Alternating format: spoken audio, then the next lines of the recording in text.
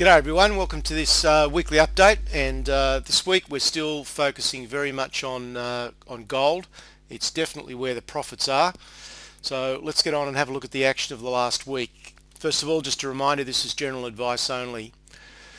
So the weekly summary, the S&P index finished higher by 21 points, so pretty much reversed the losses of last week, and it's still in really a sideways consolidation pattern short term, broken above resistance and is now just spending a bit of time consolidating that.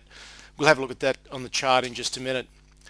The ASX 200 index, very good week, higher by 87 points and continues to outperform most of the other indices around the world. So it's good to see some catch up. A good part of that this week was in the financials, as we'll see, which had a very strong week on the back of the RBA lowering those interest rates. The US dollar counter trend rally looks to be complete. I guess there are no guarantees in the market, but it looks like the counter trend rally is complete, and we're still going to be heading lower, which is going to be net positive for commodities and for stocks. Now, bond yields did move down a little bit more in Europe, which is good. The yields, though, are still very much about politics, but the Spanish 10-year yield did drop to 5.68. and the Italian's still sitting around about the 5% mark. So let's have a look at those couple of charts to start with, and we'll start with the US dollar index. So we'll just pan back and have a look at the big picture. So very big picture is significant decline. We're in this very large triangle that you can see here that really started forming between 2005 and 2008. That really set the boundaries, and those boundaries are narrowing in at the moment. But you can see the US dollar index is starting, it's about mid-range in that big wedge, but definitely in quite a strong downtrend again now. We've managed to rally back up to almost the 50% level of this recent smaller range, but we seem to be falling away again now.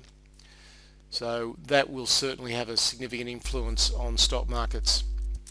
Looking at the S&P index, you can see if we go back and have a look, we've got this channel that we're trading in now between 1440 and about 1520. We've broken out of it a couple of weeks ago. We've come back and we've retested it with a slight overrun, and now we're still consolidating that move out.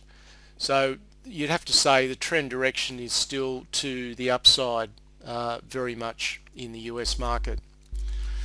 Now, looking at our main index, we had a strong day on Friday, and that was a lot about the banks. Short term, it's oversold.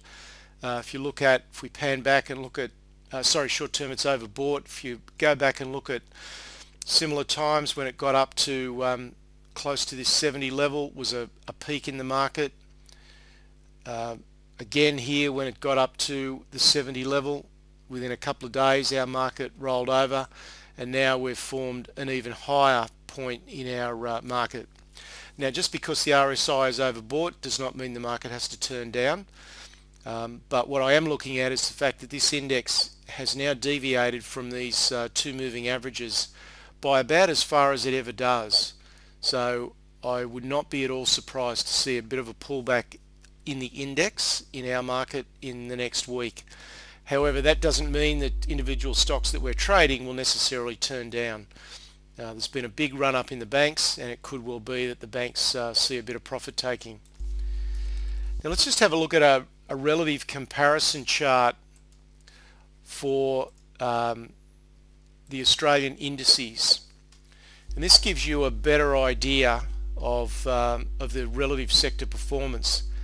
Now you can see in the middle of the chart here we've got the XJO, which is the ASX 200, and we've got three indices that are underperforming that. So the small caps in the yellow, the energy index in the blue, and the materials index in the grey. So they've all underperformed over the last year. You can see they're all starting from a common point over there on the left hand side, and above the outperformance in our market and in ascending order we've got the financials have significantly outperformed, and a lot of that in the last couple of months.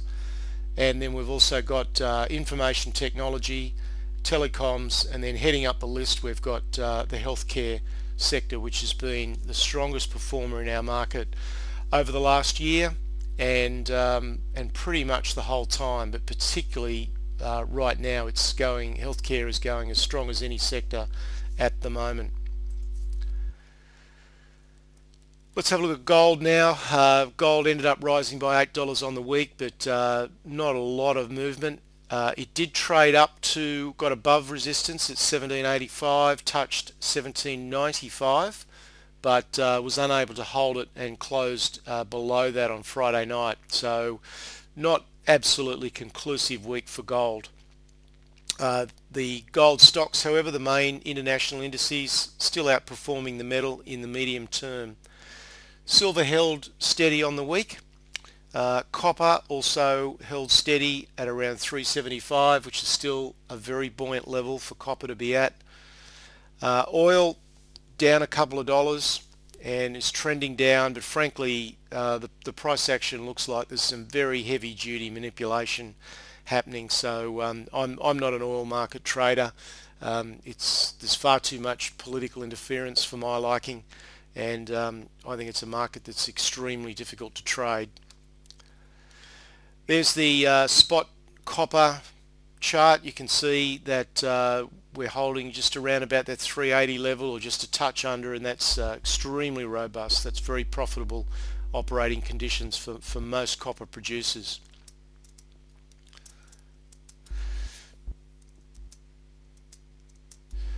Okay, so let's have a look now at the metals charts. So gold, first of all, this is gold on a weekly chart, so you can see we did trade above that resistance level at 1785, but weren't able to hold that into the weekend. But nevertheless, you've got to say it's still very positive. There's been no significant reversal there in gold. So that was the move on Friday night. Just gave back about $6 or $8 in the end, but still looking very positive, still a very good trend to the upside. This is silver. The notable thing about this silver chart is that there's really been no retracement yet. This move started at around $27.50. We've gone to $35. We've had a couple of days that are really not much more than sideways. We've been sideways here now for some time, but we're not seeing any consolidation. Oh, sorry, any retracement, and that really is a sign of how much strength is in that particular price chart. Now let's have a look at some of the international indices. This is the GDX for those that follow that, which is basically an ETF on the gold miners market vectors, and you can see there's been a good trend there, but as with gold, we're getting a little bit of sideways consolidation at the moment, but that one's certainly trending very strongly. The juniors similarly, so the juniors going just as well, and the most widely watched one is the Huey index, which is the Amex Gold Bugs index, and same pattern, but to my mind an even stronger trend happening there. So all that going pretty strongly. Let's just have a look at the relative comparison chart between the metal, which is the US dollar metal price in the green on the top, and the Huey index below, and you can see we had two huge deviations. One occurred in May, where the gold stocks were sold off dramatically compared to gold, and then again in July we saw the same thing. Now we're seeing a very rapid narrowing of that gap. Both of them just really going sideways over the last couple of weeks. So looking in terms of the next couple of weeks, there's not a lot of change to the strategy. We're into a good trending period, and as I've been writing now for a couple of weeks and posting, we're certainly into a selective but certainly a new bull market. Now in terms of the correction that I've been looking to play out through the last couple of weeks, it may have happened. We may have blinked and missed it. I'm still a little cautious, however, because it would be most unusual to sail straight through from July, August and go all the way through to the end of the year without at least a couple of weeks of weakness.